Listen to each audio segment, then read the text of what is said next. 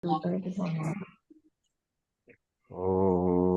Sadashiva-Samarambham Shankaracharya-Madhyamam Sadacharyapariyantam Asmadacharya-Pramam Vande Guru Paramparam Om Sahana Vavatu Sahana Bhunaktu Sahaviryam Vavahai Tejasvinavadhitamastu Mavidvishavahai Om Shanti Shanti Shanti. Shanti. Okay,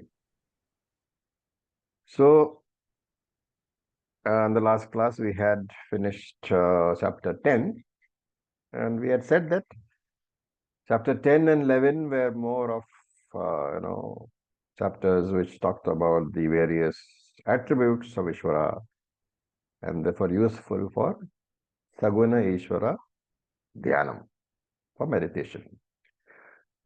Now chapter 11 is called Vishvarupa Darshana Yoga. So Vishvarupa Darshana means the appreciation of the universal form of the Lord. And therefore we are going to see that what is the description of Ishvara in the form of the very universe. Now if you look at the Puranas, you will find that the sadhaka performs some sort of austerity, some sort of dhyanam, some sort of tapas. And most of the Puranas, they talk about focusing on a particular form. So the sadhaka has to decide which form of Ishvara is his favorite form. That will be the Ishtha Devata, whether it is Lord Shiva, whether it is Lord Krishna, whether it is Sita Devi, whether it is Lakshmi. He has to decide. And then he will focus on that particular meditation. And many texts we have, many texts help with this focusing, because that is where the dhyana slokas come in. If you look at the dhyana slokas, you will find that they contain a very detailed description of the particular deity. Vishnu Sahasranamam, for example, has a very detailed dhyana sloka. And when you chant the dhyana sloka, you are supposed to visualize according to the sloka.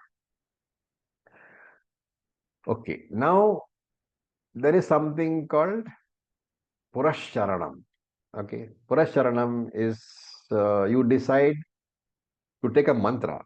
Okay, and you decide to do Purascharanam on that mantra. Now, in a mantra, there are many alphabets, right? So, Om Namah Shivaya. How many syllables are there? Six. Gayatri, there are 24. Okay. So, Purascharanam means that you take the number of syllables, aksharas in that mantra, and then you repeat that a certain number of times. Now, usually it is either a lakh of times or a crore of times. So if it is, for example, Om Namah Shivaya, a Purascharanam would be 6 lakh repetitions of Om Namah Shivaya. If it is Gayatri, it can be 24 lakhs or 24 crores. And if you look at the Puranas, they say that if you follow this kind of discipline, let us say you are a devotee of Lord Shiva, and therefore you take Om Namah Shivaya, which is a 6-syllabled mantra, or you take Namah Shivaya, which is 5-syllabled, and then you chant it 5 lakh times or 5 crore times. What is the fruit of that? The phalam of that karma is that you would, or the upasana is that you would get darshanam of that Lord in that particular form. Right? Now you might ask, as Vedantic students, how can the Lord give darshanam in the form of, let us say, Lord Shiva? What is the answer?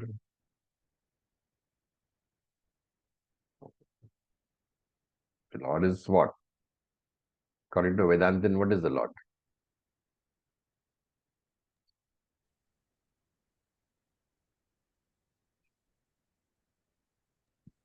Nirguna, Nirakara. Nirguna, Nirakara. But then how does he give darshanam in the form of what they call Lord Shiva? Because this is what is said by the Puranas. What is the answer?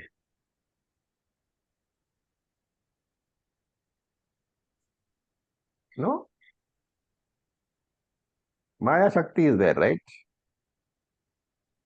If Maya Shakti can evolve into the universe, why is it difficult to believe that Maya Shakti can evolve into a temporary Lord Shiva form? It's not, right?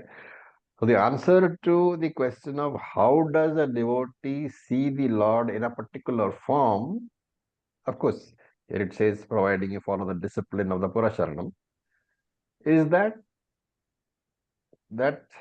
Maya is everything. Maya manifests as everything. And therefore, if I want to see Lord Shiva in the Lord Shiva form, then I will do Parasharanam of 5 lakhs or 5 crores of that mantra. And then the Lord will come and show me in his form. Okay, or Devi, whichever mantra you do, according to the scriptures, that particular form of the Lord will be visible to you. And it is not illogical because that same Maya, which is everything, there's no reason why that Maya cannot appear in the form of the Lord. It's the same Maya which has appeared as avatara, Krishna form, Rama form, all those things. Okay. Now the question is, supposing I want to have the vision of the Lord as, let us say, Lord Vishnu. What do? I do this Purasharan, Om Namo Narayanaya, and I say, please show me your form. You are inviting the Lord to show me the form, right? In Purasharanam, that is your Sankalpa. Supposing I want to, now Arjuna is in the 10th chapter. He has completed 10th chapter. He has understood that the Lord is not just form, one form. Lord is every form. Lord is Vishwarupa. Now, if I have to ask the Lord to show me the Vishwarupa form, what will I ask him? What is going to be my prayer?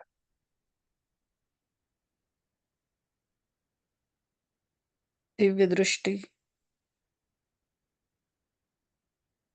No, I'm talking about Divyadrishti is fine. That's a different thing.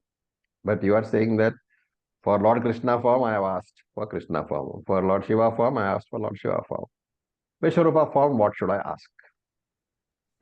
I should ask the Lord to allow me and train me to see the world as Ishvara Swarupa. Yeah. So in you, there is no Mhm. point in asking the Lord to show you the Vishwarupa Swarupa. Why?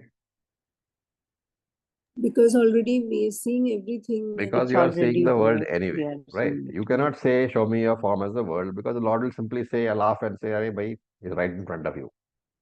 Open your eyes. And therefore, there is only one form, one method.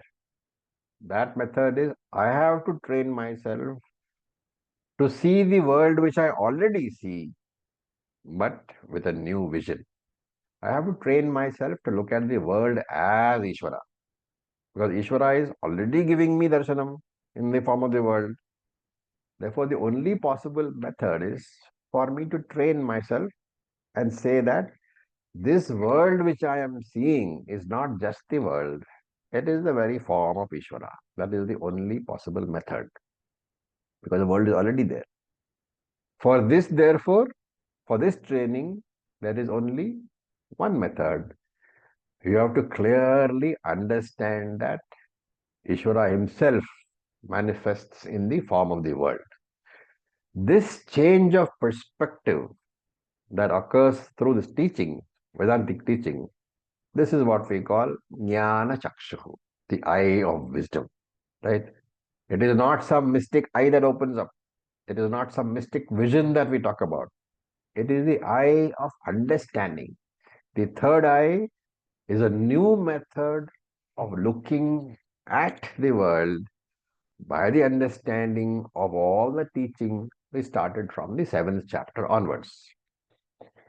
Remember, as a Ajnani or as a atheist, a Nastika who looks at the world, for you the world is a bundle of chemicals or protons or neutrons or whatever. But for the person who has understood Lord Krishna's teaching, he has looked through this eye of understanding granted to us through the teaching from 7th chapter onwards. And through that eye, I will see that Ishvara is giving me darshan all the time. Right? Whenever I pick up a glass of water to drink, whenever I go outside and see the sun, whenever I climb a mountain, whenever I enter a river, whenever I see the moon, what is my vision? I have got contact with Ishvara only. So this Ishvara is one who does not come and who does not go. But this Ishvara is part of my very life. This is the Jnana Chakshuhu, and this is what is going to be talked about. So we will start chanting the 11th chapter. Please unmute yourself.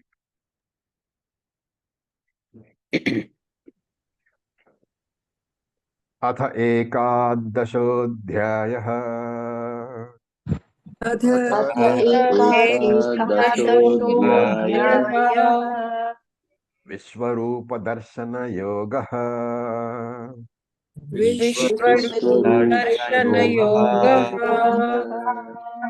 Arjun उवाच अर्जुन उवाच मदनुग्रहाय परमम् मदनुग्रहाय परमम् पुरमं गुह्यमध्यात्मसंज्ञितम् मध्यात्मसंहितम् यत्त्वयोक्तं वचस्तेन यथोक्तवचस्तेन मोहोऽयं विगतो मम. मोहोऽयं विगतो मम. So in the first few verses, we get a overview of the Vishwarupa Darshanam topic, and the chapter begins with a small summarization of by Arjuna of what he has understood from the previous 10 chapters. So if you look at verses 1 and 2, it is Arjuna's summary of the first 10 chapters. In the first verse, of course, the first chapter is not summarized. In the first verse of this 11th chapter, he summarizes chapters 2, 3, 4, 5, 6. And therefore, to understand this particular chapter in detail, we should have at the tip of our tongues the ideas presented in those chapters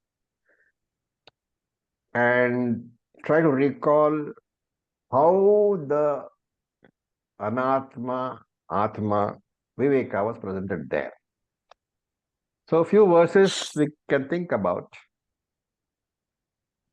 I'll just mute you all so that there is no disturbance. A few verses that we can think about. Dehi nityamavadhyoyam dehe sarvasya bharata tasmat sarvani bhutani natvam shochitum arhasi. That is one. Second chapter. Then third chapter you have Indriyani Paranyahu Indriyabhyah Param Manaha Manasastu Para Buddhi Buddhe Parasastu Saha. Chapter 3. Karmanya Karmaya Pasyed कर्मणि च कर्म यः सबुद्धिमान् मनुष्येषु सयुक्तः कृत्स्न कर्म कृत्. Chapter 4. सर्वकर्माणि मनसा सन्न्यस्यास्ते सुखं वशी भवद्वारे पुरे देहि नैव कुर्वन्न कारयन्. Chapter 5. सर्वभूतस्तमात्मानं सर्वभूतानि चात्मनि ईक्षते योगयुक्तात्मा सर्वत्र समदर्शनः. Chapter 6. What is the idea being presented? It is the discussion on the Jiva Swarupa, the essential nature of the Jiva. And what is that? Your physical body is temporary. It has come at the time of the birth of the physical body. It will remain as long as prarabdha is there. At the time of death, that physical body will go away. Sthula Shariram. Similarly, the Sukshma Shariram, the mind, is also a temporary instrument which I use in Jagrata Avastha and Swapna Avastha, but which I drop when in Sushupti Avastha, I drop it, right? So physical body also I drop, the subtle body also I drop. Whatever I drop, whatever comes and goes, cannot be me. Therefore, I am not the body, I am not the subtle body also. I'm not physical body, I am not subtle body also. What am I? I am the nature of the consciousness principle itself. So Arjuna says, hey Krishna, this teaching of yours, which you gave me in chapter 2, chapter 6, I have understood very well. Madan ugrahaya tvaya vachaha uktam.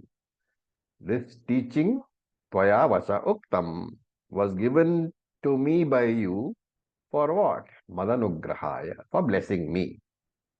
And therefore, paramam vachaha, for me they are the most sacred words because they reveal the Atma itself. Paramam means unsurpassed, nir atishayam.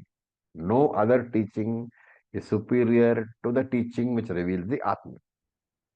And not only that, not only is it Paramam, it is Guhyam. It is the greatest secret in the world, which is not easily or ordinarily available in the world, because such words can come only from Jnanis or Avataras. And Jnanis and Avataras are not found very easily in this world. Therefore, it's a very great secret. Then, Tvaya Uktam, by these words which you have spoken, Mama Ayam Mohaha Vigataha. This delusion of mine is gone. What is this delusion? So, Moha is twofold.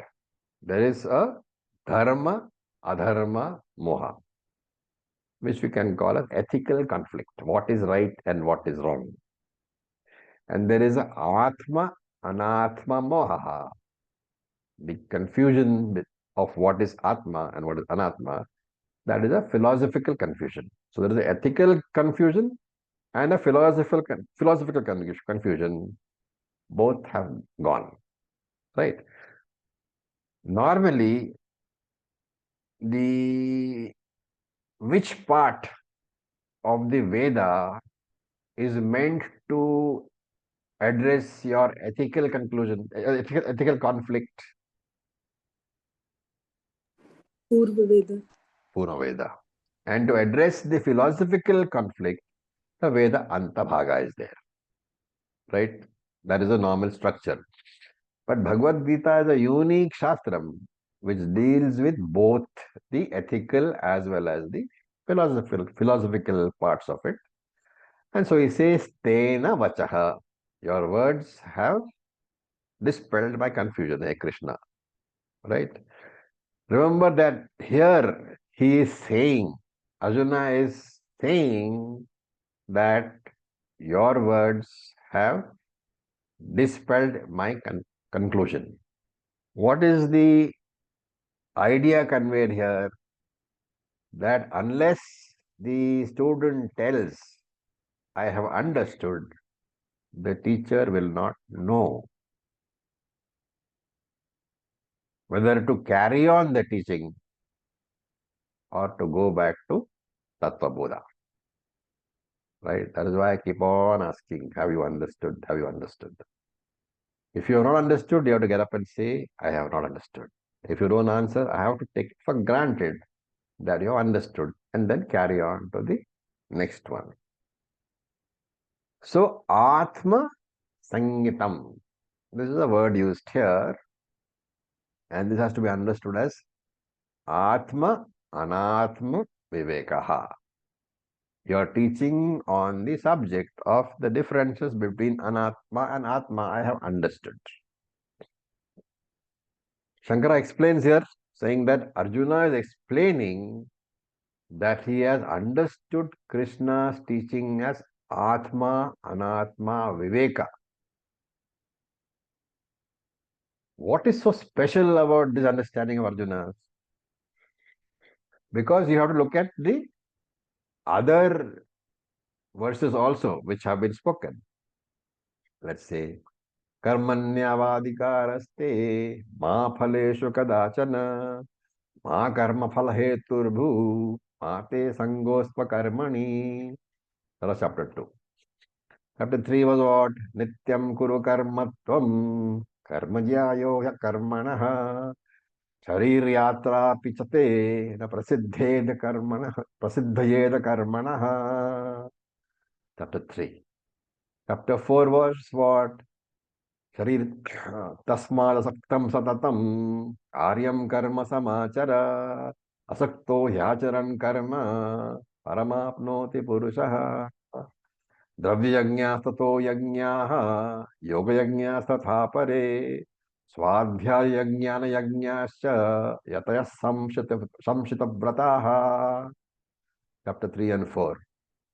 Then ब्रह्मण्णाध्याय कर्माणि संगम त्यक्त्वा करोति यः लिप्यतेन स पापेन पद्मपत्रं विवाम्भसा. Chapter 5. अनाश्रित कर्म फलम कार्यम कर्म करोति यः सन्यासी च योगी च न निरग्निर्न चाक्रियः. Chapter 6. What is special about all these verses?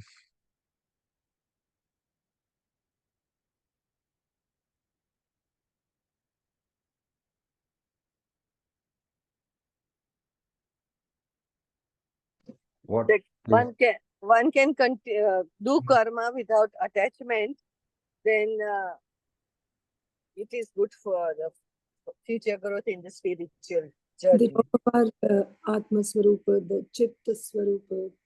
No, all these verses, they are dealing with karma only. Right? And in spite of that, what has Arjuna said? Adhyatma Sangitam. I have understood your teaching on Atma Anatma. So Arjuna in his discussion, in his confirmation to Krishna, is saying that, hey Krishna, I have understood your teaching as the difference between Atma and Anatma. Anatma, Atma, Vivekaha, I have understood. He does not refer to the entire teaching of karma. Chapter 2 had karma, chapter 3 had karma, 4 had karma, chapter 5 had karma, chapter 6 had karma. He does not refer to karma teaching at all. What is the reason?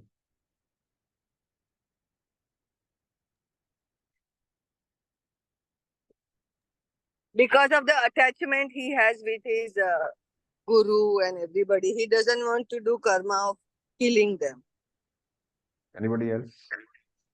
He's been wanting to avoid karma and on the battlefield is Swadharma.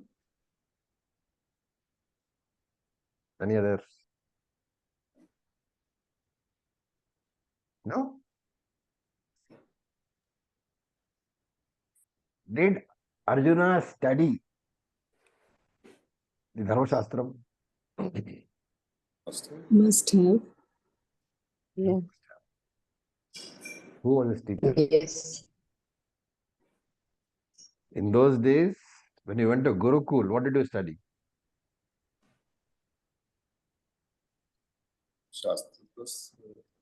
Dharma Shastram you studied, right? Dharma Shastram was very important. The Veda Purva Bhaga was very important.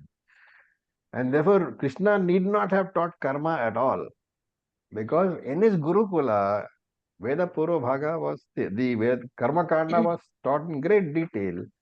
Therefore, Arjuna need not have been taught the Veda Purva Bhaga over here.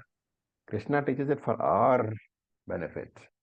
And therefore, since Arjuna already knows about karma, he thinks it's not necessary to talk about that portion. And here Shankara says that this statement is to show that karma is not the tatparyam, the essential teaching of the Bhagavad Gita. Why? Because karma has already been taught where? In Karma Kanda. And therefore, where the Jnana Kanda, if it talks about karma again, that statement talking about karma, remember that Jnana Kanda also talks about karma. But it is not fulfilling the condition of apurvata. You remember? For something to be pramanam, the condition of apurvata must be there. What is apurvata? Uniqueness. Something Uniqueness. special. It should not have been mentioned before. And therefore, when a karma kanda statement is restated in the jnana kanda, that restatement is not the central message. It's not the tatparyam at all. Because apurvata is not there. It is not pramana vakyam for the jnana kanda. And therefore, Shankara says this discussion has to be taken as meaning that karma is not the main teaching of the Gita at all. See how beautifully the whole thing has been brought out by Shankara. Yes, Okay. very, very profound. Now, see, the great thing about Shankara's Bhashyam is that a normal interpretation word to word would leave you without this kind of depth. Okay, let us look at verse number 2. We will chant. Bhavapyayau hi bhutanam Bhavavyayau hi bhutanam Shrutau vistarasho maya Shrutau maya Vatta kamalapatraksha Kamalapatra Mahatmyam api chavyayam. Mahatmyam So Arjuna continues. He says Kamalapatra. Kamalapatra means the petal of a lotus flower. Aksha means eyes. Kamalapatraksha, the eyes which are like lotus petals. Basically, lotus petals are very soft and pleasing to look at. So he's saying, hey Krishna, you are a person whose eyes are very soft and pleasing. So Kamalapatraksha. Akshaha, the eyes looking like Kamalapatra, the lotus petal. It's a name for Krishna. Okay. Then Bhutanam Bhavapyayahu. So Bhavapyayahu has to be taken as Bhavaha and Apyaha. That breakup has to occur. Bhavaha means being. So Bhava is creation, Srishti. Apyaha is Layaha, Pralayaha. Apyaha is destruction. So Bhutanam Bhavapyayaha, you are the cause for Srishti and Pralayam. You are for cause for the creation and the destruction of all the beings, which means of the universe also. And then we'll have to supply the third one, which is that Srishti and Pralayam. Yeah, Srishti, Pralayam. Wherever Srishti and Pralayam are mentioned, remember Srishti is the beginning, Pralayam is the end. So you necessarily have to understand that Sthiti is there, the maintenance cycle. Therefore, you are the cause for Srishti, Sthiti and Pralayam. And of what? Shankara adds, Chara Charatmakam Jagat. Of the all the moving and non-moving things in this whole universe, you are the very Adhara, you are the very substratum. Everything is born from you, sustained by you, and dissolves into you alone. Okay. So there is an important idea here. When waves are born out of the ocean and the same wave resolves back into the ocean, what is the conclusion?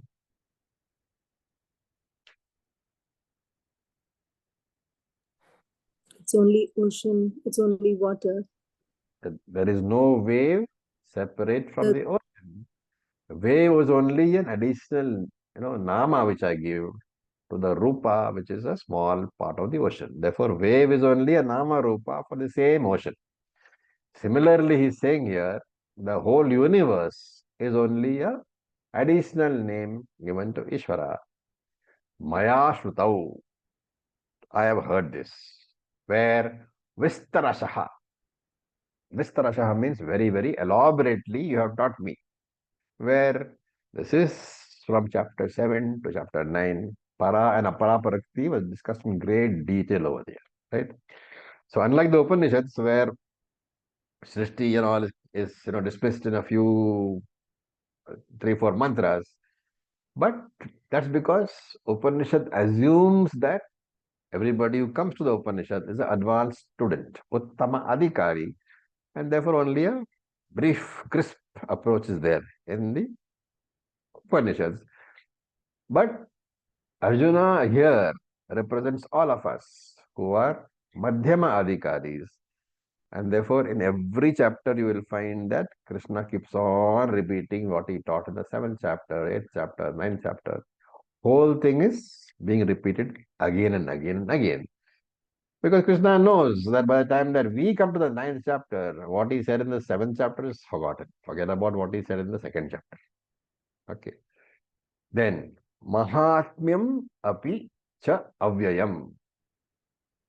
So this is a reference to the glories, Mahatmyam, the Vibhutis, which we saw in chapter 10. So he says, I have also heard from you all about the Vibhutis of yours, the greatness of yours, and therefore that is Avyayam. That is everywhere, indestructible. The Vishwarupa is indestructible, while the Ekarupa is exhaustible. It comes and goes, right? For example, Rama comes and kills Ravana and then Rama's body dies. Krishna comes and kills a few Rakshasas and Krishna's body dies. Ekarupa Ishvara comes and goes. But this Vishwarupa Ishvara, he doesn't come, he doesn't go because he's there in front of me all the time. Then verse number 3. देख रही थी आप ले जाना file लेके जानी है ना सारी का एवमेतत् यथार्थत्वम्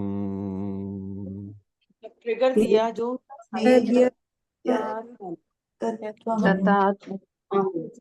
Here, repeat that. Go to doctor. Somebody who's talking, can you please unmute yourself? You're disturbing the class. You have messed it up. Just was in Okay, we'll do that again. एवम् एतद् यथार्थत्वम्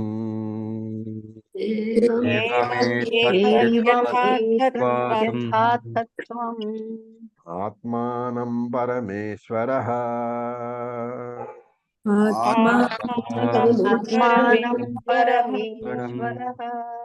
द्रष्टुमिच्छामि ते रूपम्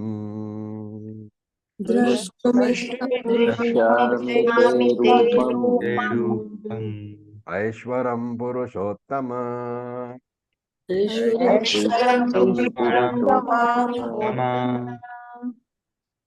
Okay, I will ask you all once again that when the mics are open and if you have to say something to somebody in your room, I understand you can't always be silent, but somebody talk to somebody, please do us the courtesy of putting off your mic before you talk. Otherwise, the whole, not only in the recording it comes, it'll come in the recording and it's not very hygienic, right? Request to all of you. Okay, so Parameshwaraha. Parameshwaraha is the one who, Param Ishwaraha, the one who creates, sustains, and destroys also. And Purushottamaha.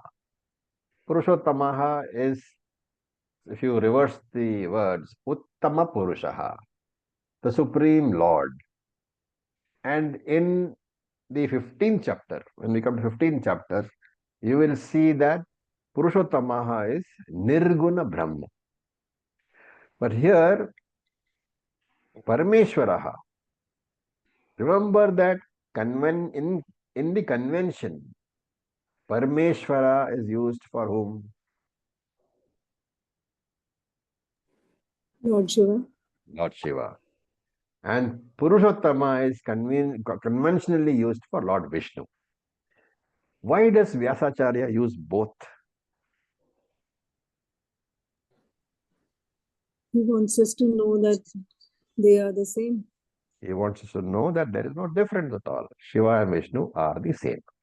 That is the reason that both Parameshwara and Purushottama are used here, even though conventionally they have different usages. So here Arjuna says, now you have to break up the word carefully. Evam yatha tvam etat atha. Atha means teaching. Right? So etat yatha tvam atha evam. Whatever you are teaching me in this manner, I have understood. So this, evam is important. In this manner, I have understood. And Shankara adds in his commentary, na anyatha. In no other manner have I understood. I have understood in exactly the same manner in which you have taught me. What is that manner? What is that thing which Krishna has taught? That Jagat Darshanam, looking at the universe, is no different from Ishvara Darshanam, looking at Ishvara. So learning to understand that there is no Jagat which is separate from Ishvara, that has been the teaching. Right? If Ishvara is the Karanam, the cause, and Jagat is the Karyam, the product, what is the logical consequence? The Karyam cannot be different from the Karanam. Right? And so if the Karyam, the world, is not separate from Karanam, Ishvara, all the glories, all the wonderful things which I see in the world belongs to whom? Belongs to Ishvara alone. And using this logic, I should have no resistance in accepting that teaching. So Arjuna says Atmanam. Atmanam means you are talking about yourself only, I understand. Whenever you talk about a glory, Arjuna is saying, I have understood that you are talking about you, Ishvara only. Therefore, my understanding is that in this universe, nothing is inauspicious, nothing is ugly, nothing is sacred, nothing is not sacred. Everything is sacred, everything is holy, everything is divine. Because the whole universe is nothing but a manifestation of the Lord. And therefore, once this understanding is clear in our heads, what is the major benefit? That I don't divide the world into what is acceptable to me and what is going to be rejected by me. Because I don't reject the Lord at all, neither wholly nor in part. And therefore, if I understand that the universe is the Lord, where is the question of any rejection happening at all? Therefore, if I have understood this teaching of Krishna's properly, I should be able to look at the entire universe as Ishvara, which means I should be able to look at all the entire universe and everybody in the universe as divine, as Ishvara themselves. And therefore, I should never develop raga dvesha towards anyone, especially dvesha. But my problem is what? There is a gap between what I know and what I actually am. To my lips comes the word Sarvam Brahman. Everything is Ishvara. But when I see people, when it comes to interaction, there is the film, the curtain of raga and dvesha. I like some things, I don't like some things. I accept some things, I reject some things. Every time this happens, I should remind myself that both what I accept and what I reject, they are part of this Jagat. The Jagat is none other than Ishvara. So when I reject something, I am rejecting Ishvara. This problem is because the intellectual aspect of my personality and the emotional aspect of my personality, they are not in harmony. Right? Once that harmony happens, then I need not go to any temple for the darshana of the Lord. Because in the temple, when I see the deity, it is Ishvara darshanam. I should be able to get that same Ishvara darshanam when I look out of my window and see the broken stump of a tree. Any form I see is nothing but the form of the Lord only. Right? And that is why Arjuna says, Te Aishwaryam Rupam Drashtum Ichhami. I would like to see that auspicious form of yours. Vishwarupa form I would like to see. Right? It is because of this idea that the whole universe is the form of the Lord that in our culture, in Sanatana Dharma culture, there is no division of sacred and secular. It's a great thing, great debate everywhere. What is sacred and what is secular? But in our Sanatana Dharma culture, there is no sacred, secular division at all. It's not that inside the temple everything is sacred and outside everything is secular. For a Sanatana Dharmi, for a Vaidika, everything is sacred because everything is nothing other than the Lord. And therefore, there is nothing called a secular vision for us.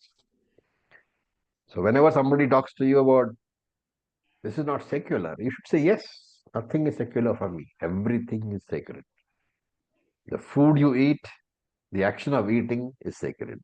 The puja you do is sacred. Brushing your teeth is sacred. The bath you take is sacred. Everything that you do is puja only. And this attitude can come only if I remember that I am always in the presence of the Lord. Right? And for this Ishvara Darshanam to happen, for this vision of the world to transform into vision of Ishvara, I have to go through a tremendous amount of preparation. Which is why Vedantic studies take ages. 7 years, 8 years, 10 years. And if you have not done that preparation, you will be like Ravana. You will be in the presence of Ishvara. But nothing will happen. You will look at Ishvara as your enemy. So Vishwarupa Ishvara is nothing but the Lord in the form of the very universe itself. Whenever you see, open your eyes. Is Ishvara available in front of you or not? Yes, it is. He is. And if you don't get that kick, you might call it, of Vishvarupa Darshanam, the problem does not lie with Vishvarupa Ishvara. He is there in front of you, but you are not prepared to see him. And if you are not prepared to see him, it simply means Chitta Shuddhi is not there. What is required is Shadripuhu, elimination or reduction. Kama, Krodha, Lobha, Moha, Mada, Matsarya. All these should be reduced. Because these are the obstructions to my, seeing Vishwarupa Ishvara. When these obstructions are gone, then only I can begin to appreciate that the world is nothing but Ishvara. And here in this chapter, by saying Arjuna saying, "Hey Lord, please show me Vishwarupa Ishvara." What is he saying? He's not understood He has completely. not understood. He lacks a purified mind. A prepared mind does not have. That is what he has understood over. That is what he has understood so far. In spite of saying that I have understood, he is really saying that, I have not understood at all. Because he has asked, show me Vishwarupa Ishvara. A very, very important point. Okay. Then verse number 4, we will chant. Please unmute yourself. Manyase yadi tachchakyam मन्यसे यदि तच्छक्यम् maya drashtamiti prabho Maya मया तुमिति प्रभो प्रभो yogeshvara tato me tvam Yogeshwar ततो मे त्वाम् योगेश्वरतो त्वम् darshayatmanam avyayam. दर्शयात्मानमव्ययम् दर्शयात्मानमव्ययम्. So now, while saying all this, it's possible that Arjuna has a vague feeling that, I am talking rubbish. Right? He thinks, oh, I've said all this to him. I've asked him to show me his form. But is it possible that, there is some issue with my intellect? So he says, iti tat shakyam drashtum maya. Iti tat shakyam. If you think it is possible. What is possible? If you think it is possible that I can understand your Vishwarupa Ishvara form, maya drashtum, please show me. And avyayam here means can be taken as infinite, since Vishwarupa Ishvara has infinite number of forms, right? And here, if you look at the wordings, if you think it is possible, then you show me, right? So the idea is that I have a desire to see the form of Ishvara. But you have to decide whether I have the capacity to see it. So he's asking Krishna to decide whether he should see the form or not. Now the question is here, why should Arjuna ask for this form of Ishvara, Vishwarupa Darshanam? Because he is seeing it, right? And not only he sees it, all of us see it when we open our eyes. The only requirement is that your eyes are functional. And that grace has already been, we are all blessed with that grace, that eyes are functional. So when any one of us opens our eyes, we do see the world. So what is the answer? Why is Arjuna asking? Because Arjuna can also see the world. But to see the world as Ishvara requires a special grace of the Lord. And this is what Arjuna is asking for. To understand that the already available universe is nothing but the body of the Lord. It requires a attitudinal change. It requires a dilution of ahankara and mamakara. And that dilution is what Arjuna wants. Right. Okay. Now, who is Yogeshwaraha?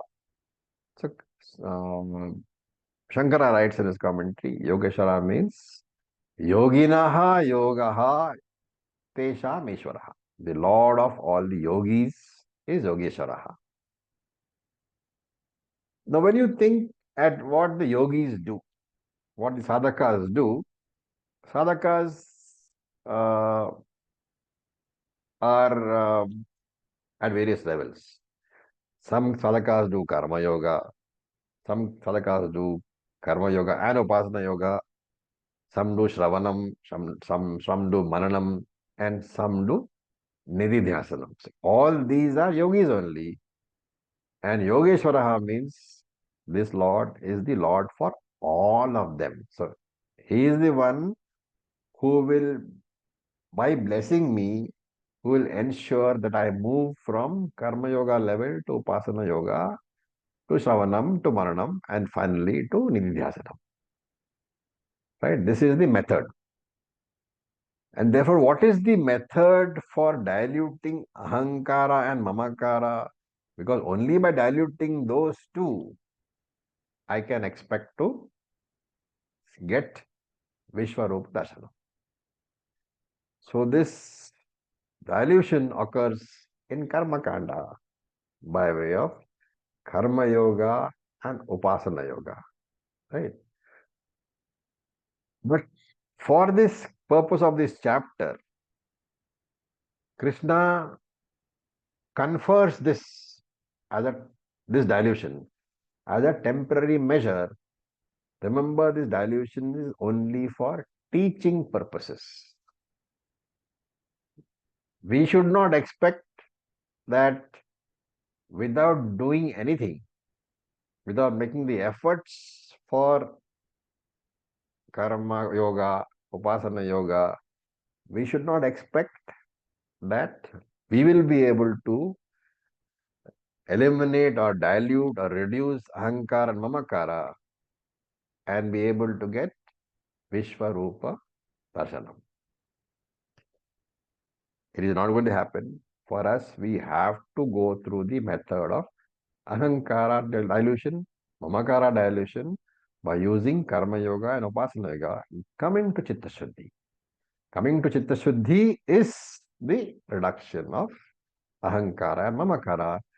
Then only will it be possible for us to look at the world and see, oh, this is actually Ishvara only. But in this chapter, for the purpose of teaching, since Arjuna is on the battlefield and Krishna wants him to understand, Krishna gives him the Divya Chakshuhu. Divya Chakshuhu is another name for a temporarily diluted ahankara and mamakara, thus enabling Arjuna to see the Vishwarupa form. This we will see in the next class onwards. So we have some little time. Any questions?